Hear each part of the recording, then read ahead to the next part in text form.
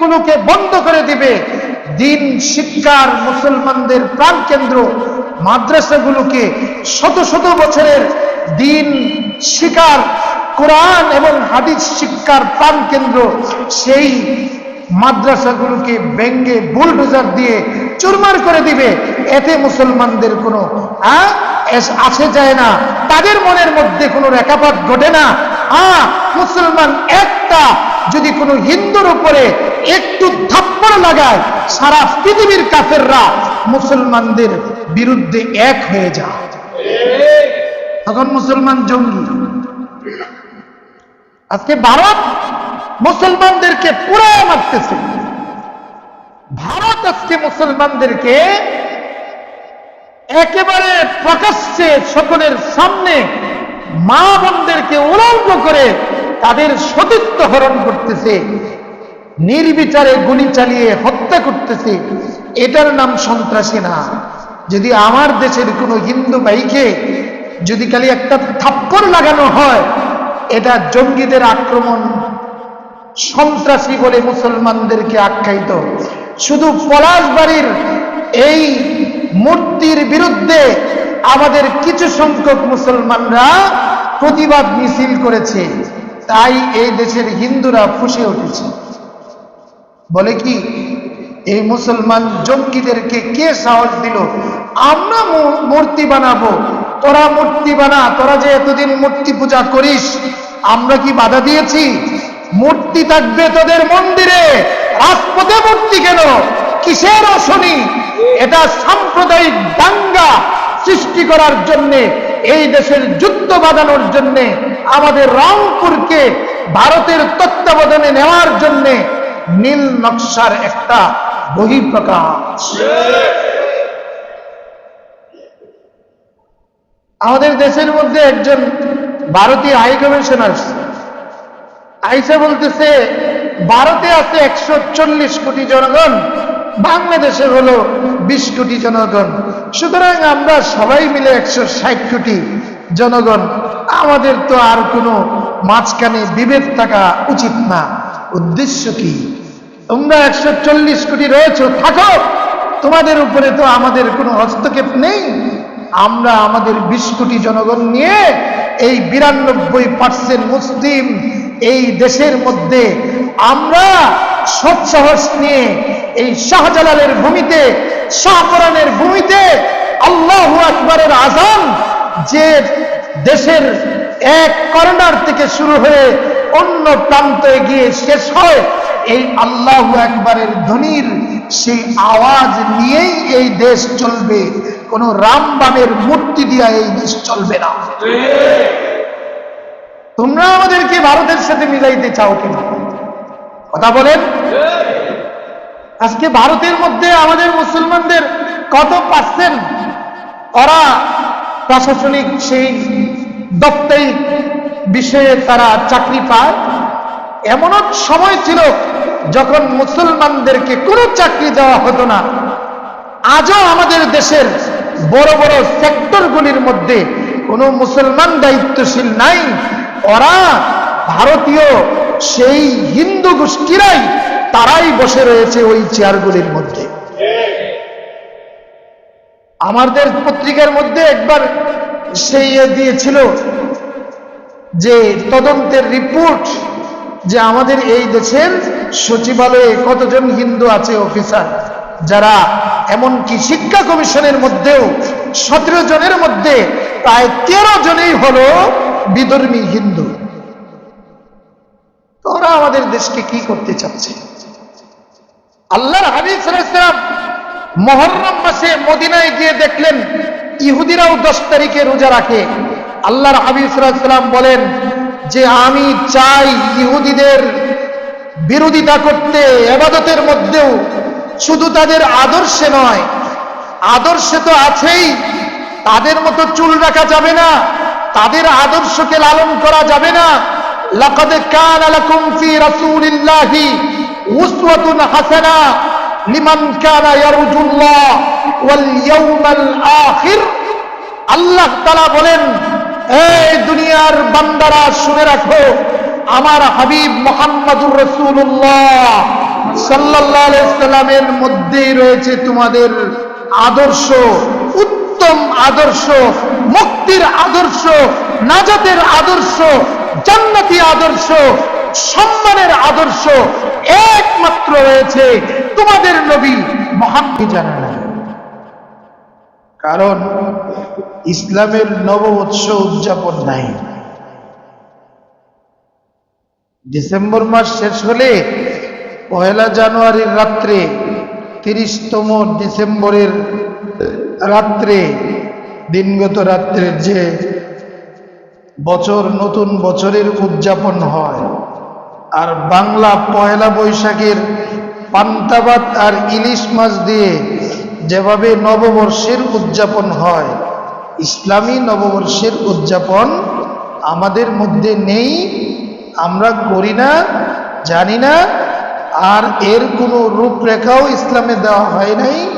বিধায় আমাদের মধ্যে সেই নববর্ষ উদযাপনেরও কোনো ব্যবস্থা নাই, ফিকির নাই, আর কবে শেষ হয় কবে শুরু হয় এতটুকু এলেম, এতটুকু জ্ঞানও আমাদের মধ্যে নাই। আরেকটা দুঃখজনক কথা হলো যে ইসলামের অনেক বিধিবিধান চাঁদের মাসের সাথে সম্পর্ক, ইসলাম এবং মুসলমানের সাথে সম্পর্ক, যেগুলো ইংরেজি মাস অথবা বাংলা মাসের সাথে কোনো সম্পর্ক নাই, তদুপরি মুসলমান চাঁদের মাসের কোনো গুরুত্ব দেয় না। যেমন হজের সম্পর্ক চাঁদের মাসের সাথে, কি বলেন? হ্যাঁ, ডিসেম্বর মাসে হজ করলে হবে না, জিলহজ মাসে করতে হবে। হজের মাস হলো শাওয়াল, জিলকদ, জিলহজ, মূলত 5 দিন। জিলহজ মাসের 8 তারিখ থেকে নিয়ে 13 তারিখ পর্যন্ত, 12 তারিখেই শেষ, 8, 9, 10, 11, 12, এই 5 দিনই হলো হজের গুরুত্বপূর্ণ আমলগুলো আদায় করার জন্য এই 5 দিন।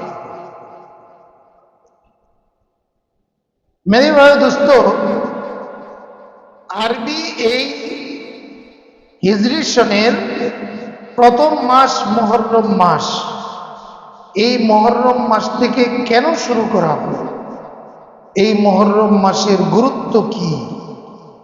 এই মুহররম মাসে কি ঘটনা ঘটেছে? এই মাসটাকে বছরের শুরু মাস কেন করা হলো?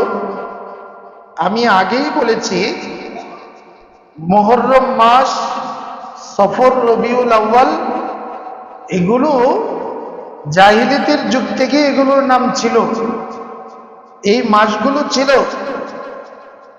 কিন্তু হিজরি সন শুরু হয়েছে নবীজির ইন্তেকালের পরে 17তম হিজরি সনে এই আরবি চাঁদের হিজরি সনের সূচনা হয়। প্রশ্ন হলো, এই মুহররম মাসকে প্রথম মাস কেন ধরা হলো? এই মুহররম মাসকে মুহররম ধরার কারণ হলো, প্রথম মাস, যে মাসে হিজরি সনের সূচনার সিদ্ধান্ত হয়েছিল সেই মাসটা ছিল মুহররম মাস। এই জন্যেই চাঁদের বছরের হিজরি সনের প্রথম মাস হলো মুহররম, আর শেষ মাস হলো জিলহজ। আল্লাহ তাআলা কোরআনে কারীমের মধ্যে বলেছেন, আমি বছরকে 12টা মাসে সাজিয়েছি। বলুন তো, কে বলেছেন? আল্লাহ বলেছেন। কবে থেকে সাজিয়েছেন? আল্লাহ তাআলা বলেন, ইন্না ইদ্দাতাশ শুহুরি ইনদাল্লাহি 12 শাহরান ফি কিতাবিল্লাহ ইয়াওমা খালাকাস সামাওয়াতি ওয়াল আরদ যেদিন থেকে আমি আসমান এবং জমিন সৃষ্টি করেছি সেই দিন থেকে আমি বছরকে 12 মাসে সাজিয়েছি। যেদিন থেকে আমি আসমান এবং জমিনকে সৃষ্টি করেছি সেদিন থেকেই আমি বছরকে 12 মাসে সাজিয়েছি। আজকে আমরা 1448 হিজরি সনের এই নববর্ষের প্রথম মাস মুহররম মাসে 3 তারিখ আজকে অবস্থান করতেছি। সেই হিসাবে 10ই মুহররম হবে আগামী শুক্রবার। আজকে যেমন জুমাবার 3 তারিখ, 10ই মুহররম হবে আগামী জুমাবার শুক্রবার 10ই মুহররম। এই মুহররম মাসের গুরুত্ব ফজিলত এটা এখন থেকেই নয়, বরং হযরতে আদম আলাইহিস সালাম থেকে নিয়েই এর গুরুত্ব রয়েছে। নবী করিম সাল্লাল্লাহু আলাইহি ওয়াসাল্লাম তিনি তার নবুয়ত প্রাপ্তির পর থেকেই মুহররম মাসের 10 তারিখের রোজা রাখতেন। মক্কাতেও রেখেছেন, মদিনাতেও রেখেছেন। মাহে রমজানের রোজার আগে মুহররম মাসের রোজা 10 তারিখের রোজাটা নবী করিম সাল্লাল্লাহু আলাইহি সাল্লাম এর উপরে উম্মতে মুহাম্মাদীর উপরে ফরজ ছিল।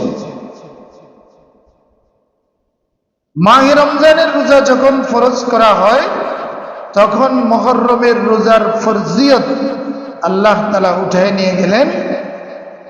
ফরজ আর বাকি থাকে নাই, তবে নফল রয়ে গিয়েছে। এই 10 তারিখের রোজা এক সাহাবী জিজ্ঞেস করলেন, ইয়া রাসূলুল্লাহ, সবাই বলেন না সাল্লাল্লাহু আলাইহি ওয়াসাল্লাম, এই 10 তারিখের রোজা রাখলে কি পাওয়া যাবে? আল্লাহর হাবিব সাল্লাল্লাহু আলাইহি ওয়াসাল্লাম বলেন, আহতাসিবু আলাল্লাহ আই ইউকাফফিরাস সানাতাল্লাতী ক্বাবলা, আল্লাহর কাছে আশাবাদী আল্লাহ তাআলা বিগত 1 বছরের গুনাহ মাফ করে দেবেন। তবে তিনি একটা মনের আরজি পেশ করেছেন, সেটা হলো লাইন বাকিতু, আগামী বছর যদি আমি জীবিত থাকি তাহলে এই 10 তারিখের সাথে 9 তারিখ একদিন রোজা মিলিয়ে নিব। ক্বাবলাহু ইয়াওমান আও বাদাহু ইয়াওমান, হয়তো 10 তারিখের আগেও একদিন রোজা রাখবো, তার মানে 9-10, অথবা বাদাহু ইয়াওমান, 10 তারিখের পরে 11তম তারিখ, এই দিনও আমি রোজা রাখবো। শুধুই 10 তারিখ নয়, আমি হয়তো 9-10 অথবা 10-11 2 দিন রোজা রাখব। কারণ কি ছিল? নবী করিম সাল্লাল্লাহু আলাইহি ওয়াসাল্লাম মদিনা এসে দেখলেন ইহুদিরা এই দিন রোজা রাখে, 10ই মুহররম রোজা রাখে, একদিন রোজা রাখে। আজকের মুসলমান একটু চিন্তার বিষয়, নিজের মনকে, হৃদয়কে ঈমানি তাকা যায় জিজ্ঞেস করার বিষয় হলো আমরা কার উম্মত? আরে বলেন না, আমরা কার উম্মত?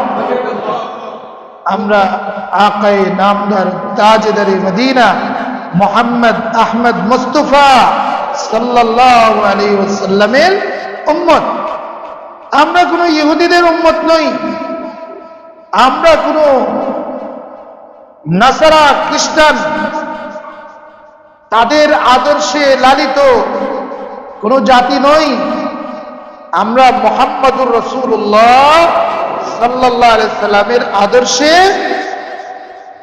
বুকে ধারণ করার এক জাতি, উম্মতে মুহাম্মাদি। সেই জাতি হলাম আমরা। আমরা নবীজিকে ভালোবাসি, আমরা নবীজির আদর্শকে ভালোবাসি, আমরা নবী করিম সাল্লাল্লাহু আলাইহি সাল্লামের কালিমাকে ভালোবাসি।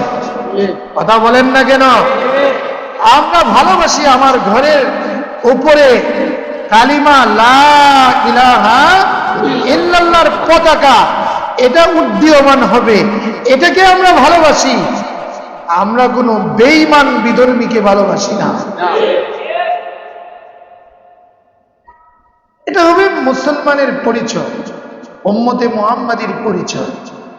নবীজি সাল্লাল্লাহু আলাইহি সাল্লাম বলেন, মদিনায় এসে যখন দেখলাম ইহুদিরা, মক্কাতে তো মুশরিক ছিল, পৌত্তলিক ছিল, এরা মূর্তি পূজারী ছিল, এরা কোনো ধর্মের লালন পালন করত না। যারা কিছুটা ইবাদত বন্দিগি করত, হযরত ইব্রাহিম আলাইহিস সালামের অনুসারী হিসাবে তার রীতিনীতি অনুসারে তারা কিছু ইবাদত বন্দিগি করত। অন্যথায় মক্কার অধিকাংশ লোকেরাই পৌত্তলিক ছিল, মূর্তি পূজারী ছিল, মুশরিক ছিল। মুশরিকরা তো রোজার ধার ধারে না, কি বলেন? হিন্দুরা কি রোজা রাখে নাকি? হ্যাঁ, আমাদের দেশের কোন হিন্দু ঈদগার মাঠে আসতে দেখেছেন? ওরা আমাদের যখন কুরবানি করি ওরাও কুরবানি করে, একটু কথা বলেন। শুধু কুরবানি করে না, মুসলমানের কুরবানি বন্ধ করার চেষ্টা করে, শুধু চেষ্টাই করে না, বাস্তবে করতেছে। আমার আপনার দিলের মধ্যে মুসলমানের ঈমানের কোনো গায়রত নেই। অন্যথায় 92% মুসলিম দেশের মধ্যে রাম মন্দির বানাবে, রামকৃষ্ণের 108 ফুট 80 ফুট সেই বিশাল মূর্তি বাংলাদেশের শাহজালালের জমিনের মধ্যে বানাবে, আর মুসলমানরা বসে বসে এসির মধ্যে আরামে ঘুমাবে। এই হলো আমাদের দশা, এই হলো আমাদের ঈমানের প্রতিবাদের দশা, যে আমরা বেঈমান কাফেরদের তাদের রীতিনীতি কালচার গুলোকে এমন মহব্বত করি, নাকের ডগাতে তারা তাদের কাজ করবে, মুসলমানের মসজিদ ভেঙ্গে চুরমার করে দিবে, মুসলমানের ইবাদতখানাগুলোকে বন্ধ করে দিবে, দিন শিক্ষার মুসলমানদের প্রাণকেন্দ্র মাদ্রাসাগুলোকে শত শত বছরের দিন শিক্ষার, কোরআন এবং হাদিস শিক্ষার প্রাণকেন্দ্র সেই মাদ্রাসাগুলোকে ভেঙ্গে বুলডোজার দিয়ে চুরমার করে দিবে। এতে মুসলমানদের কোনো আসে যায় না, তাদের মনের মধ্যে কোনো রেখাপাত ঘটে না। মুসলমান একটা যদি কোনো হিন্দুর উপরে একটু থাপ্পড় লাগায়, সারা পৃথিবীর কাফেররা মুসলমানদের বিরুদ্ধে এক হয়ে যায়, তখন মুসলমান জঙ্গি। আজকে ভারত মুসলমানদেরকে পুরো মারতেছে, ভারত আজকে মুসলমানদেরকে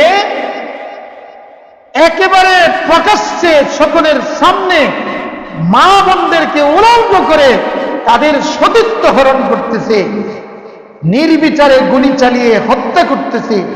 এটার নাম সন্ত্রাসী না। যদি আমার দেশের কোনো হিন্দু ভাইকে যদি খালি একটা থাপ্পড় লাগানো হয়, এটা জঙ্গিদের আক্রমণ, সন্ত্রাসী বলে মুসলমানদেরকে আখ্যায়িত। শুধু পলাশবাড়ির এই মূর্তির বিরুদ্ধে আমাদের কিছু সংখ্যক মুসলমানরা প্রতিবাদ মিছিল করেছে, তাই এই দেশের হিন্দুরা ফুঁসে উঠেছে। বলে কি, এই মুসলমান জঙ্গিদেরকে কে সাহস দিল আমরা মূর্তি বানাবো? তোরা মূর্তি বানা, তোরা যে এতদিন মূর্তি পূজা করিস, আমরা কি বাধা দিয়েছি? মূর্তি থাকবে তোদের মন্দিরে, রাজপথে মূর্তি কেন? কিসের অশনি? এটা সাম্প্রদায়িক দাঙ্গা সৃষ্টি করার জন্যে, এই দেশের যুদ্ধ বাঁধানোর জন্যে, আমাদের রংপুরকে ভারতের তত্ত্বাবধানে নেওয়ার জন্যে নীল নকশার একটা বহিঃপ্রকাশ।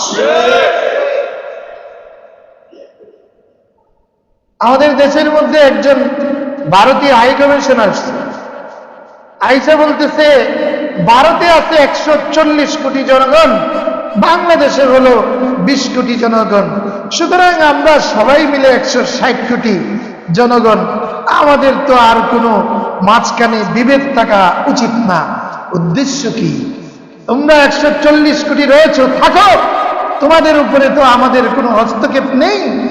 আমরা আমাদের 20 কোটি জনগণ নিয়ে এই 92% মুসলিম এই দেশের মধ্যে আমরা সৎসাহস নিয়ে এই শাহজালালের ভূমিতে, শাহপরানের ভূমিতে আল্লাহু আকবারের আযান যে দেশের এক কর্নার থেকে শুরু হয়ে অন্য প্রান্তে গিয়ে শেষ হয়, এই আল্লাহু আকবারের ধ্বনির সেই আওয়াজ নিয়েই এই দেশ চলবে।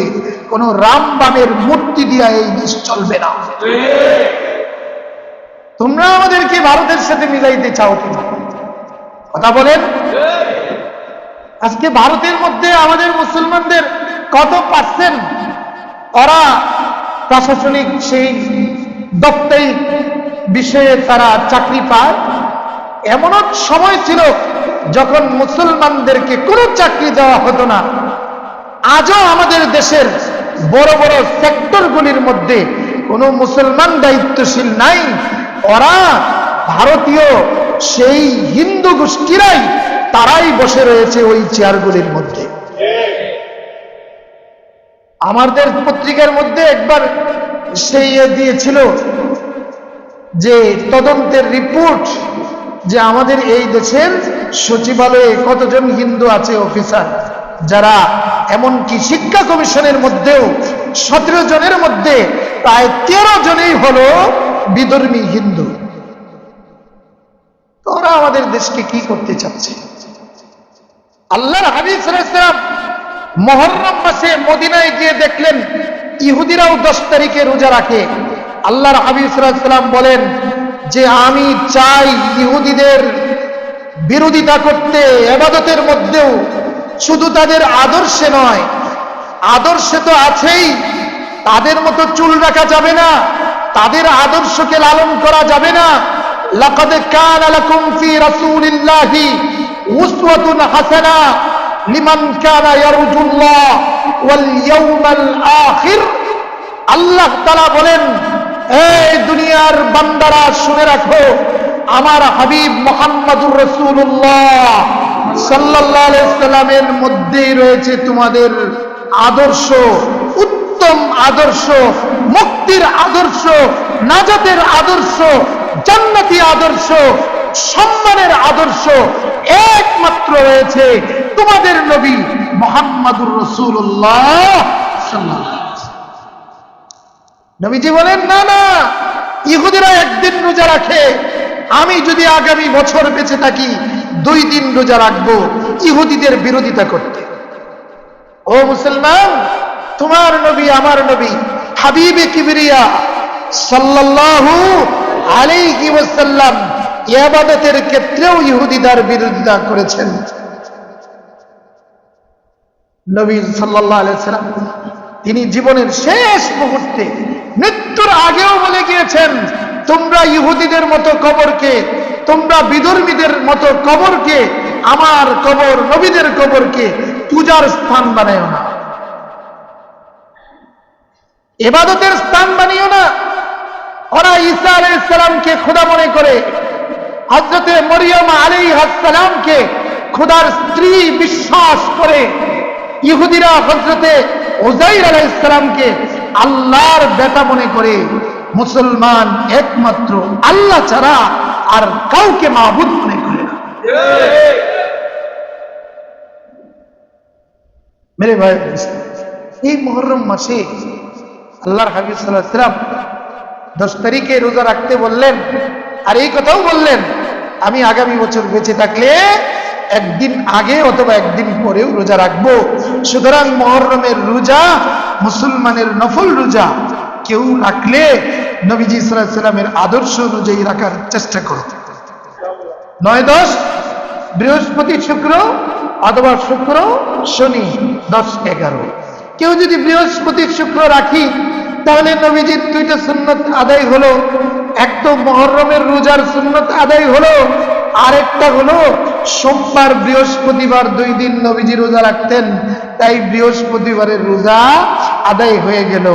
সেটা নফল রোজা, রাখলে ভালো, না রাখলে কোনো গুনাহ হবে না। কিন্তু আমাদের প্রশ্ন হলো, মুহররম মাসে এই রোজার গুরুত্ব কেন, অথবা মুহররম মাসের গুরুত্বই কেন? আমাদের দেশে মানুষের একটা চিন্তাধারা, আমরা যারা আহলুস সুন্নাত ওয়াল জামাত বলে দাবি করি, আল্লাহর হাবিব সাল্লাল্লাহু আলাইহি সাল্লাম বলেন, ইন্না বনি ইসরাঈলা قد تفرقت 12 و70 فرقة وإن أمتي ستتفرق 73 فرقة كلهم في النار إلا واحدة قيل من هي يا رسول الله قال من ما أنا عليه وأصحابي আল্লাহর হাবিব সাল্লাল্লাহু আলাইহি সাল্লাম বলেন, বনি ইসরাইলের 72 ফিরকা ছিল, আর আমার উম্মত হবে 73 ফিরকা। প্রত্যেকটা ফিরকাই জাহান্নামী হবে। একটা ফিরকা, একটা দল, একটা জামাত, একটা জামাতের বিশ্বাসীরা তারা শুধু জান্নাতে যাবে, আর অন্যরা কুল্লুহুম ফিন্নার। সাহাবায়ে কেরাম জিজ্ঞেস করলেন, ইয়া রাসূলুল্লাহ, ওই নাজাত প্রাপ্ত দলের পরিচয় কি? নবীজি বলেন নাই দাড়ি টুপি থাকলেই মুক্তি পেয়ে যাবে, আব্দুর রহমান নাম হলেই মুক্তি পেয়ে যাবে, সংরক্ষিত আসনের এমপি হলেই মুক্তি পেয়ে যাবে, খতিব হলেই মুক্তি পেয়ে যাবে। না না, নবীজি সাল্লাল্লাহু আলাইহি সাল্লাম আদর্শিক পরিচয় দিয়েছেন। যার যে মুসলমানের ভিতরে এই আদর্শিক পরিচয় থাকবে, যার ভিতরে এই চেতনা লালন থাকবে, তারাই মুক্তি পাবে। আর যাদের ভিতরে দেখতে মুসলমান, নামে মুসলমান, কিন্তু আদর্শিক মুসলমান নয়, তারা ওই 72 ফিরকার অন্তর্ভুক্ত হবে। নবীজি সাল্লাল্লাহু আলাইহি সাল্লাম কি বললেন? মা আনা আলাইহি ওয়া আসহাবি, যে উম্মত হয়ে আমি এবং আমার সাহাবায়ে কেরামের আদর্শকে লালন করবে, পালন করবে, তাদের আদর্শে আদর্শবান হবে, নিজেকে সেই আদর্শে গড়বে, নিজের ভিতরে সেই আদর্শকে লালন করবে, সেই চেতনা বোধকে নিজের চেতনা মনে করবে, তারাই মুক্তিপ্রাপ্ত দল। একটু নিজেকে মিলায় দেখি, বর্তমান জামানায় সবচেয়ে ফিতনার জামানা, এই ফিতনার জামানায় ভয়ঙ্কর 2টা ফিতনা চলতেছে। একটা ফিতনা হলো খেলার ফিতনা, কি বলেন? আরেকটা ফিতনা হলো যে হিন্দুয়ানি বিধর্মীদেরকে ভালোবাসার ফিতনা। দুইটাই ভয়ঙ্কর। খেলার ফিতনায় মত্ত হয়ে গেলাম আমরা সারা বাংলাদেশ। গতকালকে একটা নিউজ আপনারা দেখেছেন কিনা, আজকে মুসলমানের ঘরে আর্জেন্টিনার পতাকা পাওয়া যায়। শুধু ঘরে না, মুসলমানের শরীরের মধ্যেও পাওয়া যায়। আসতে বলেন না, আসতে বলেন ঠিক। অথচ আর্জেন্টিনার প্রেসিডেন্ট মুসলমানের রক্ত কেকু, যে আর পিপাসা এখনো মিটে নাই মুসলমানের, গাজার মুসলমানের রক্ত খেয়ে, ইরানের মুসলমানের রক্ত খেয়ে, পৃথিবীর মুসলমানদের রক্তগুলো চুষে যে খলনায়কের সেই রক্ত খিকু ইসরায়েলের প্রধানমন্ত্রী বেনিয়ামিনের পিপাসা মিটে নাই, সেই ইসরায়েলের প্রেসিডেন্টের সাথে হাত মিলিয়ে তাকে যে সমর্থন করে আর্জেন্টিনার প্রেসিডেন্ট, সেই আর্জেন্টিনার সমর্থন করতে মুসলমানদের মনে কোনো দ্বিধা লাগে না। কথা বলেন না? দুঃখের বিষয়, কেউ যদি নিজের আত্মপরিচয় ভুলে যায়, এর চেয়ে বেকুব এর চেয়ে মূর্খ, এর চেয়ে জাহেল আর কেউ হতে পারে না যে নিজের আত্মপরিচয় ভুলে যায়।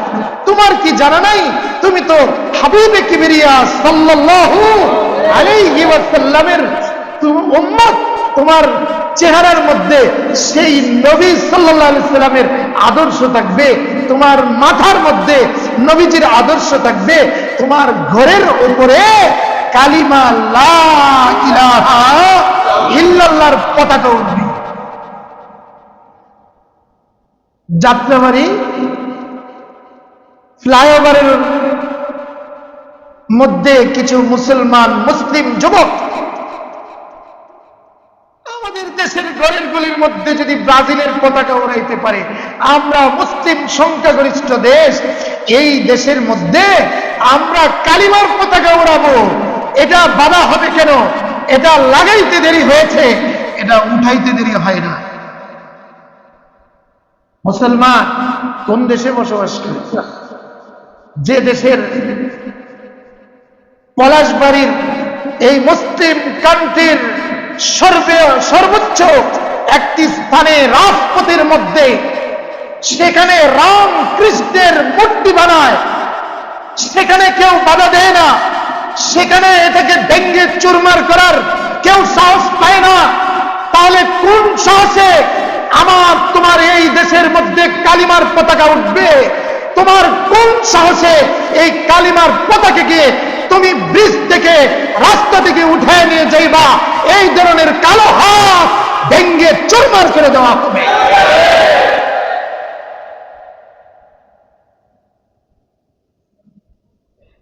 আমরা বিধর্মী ভাই হিন্দুদেরকে বলবো, তোমরা তোমাদের ঘরের মধ্যে মন্দিরে তোমরা মূর্তি বানিয়ে ইবাদত করো, আমরা তোমাদেরকে কোনো প্রতিবাদ করিও নাই, করবও না। কথা বলেন, করিও না, করব না।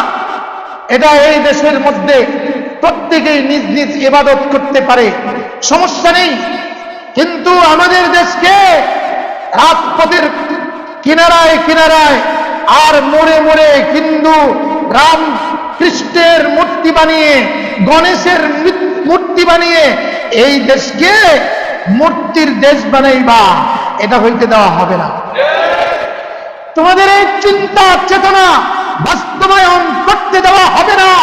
এই দেশে এখনো শুয়ে আছেন শাহজালাল, এই দেশে 300 আউলিয়া এখনো শুয়ে আছেন, সেই 300 আউলিয়ার সন্তানরা এখনো বেঁচে আছে।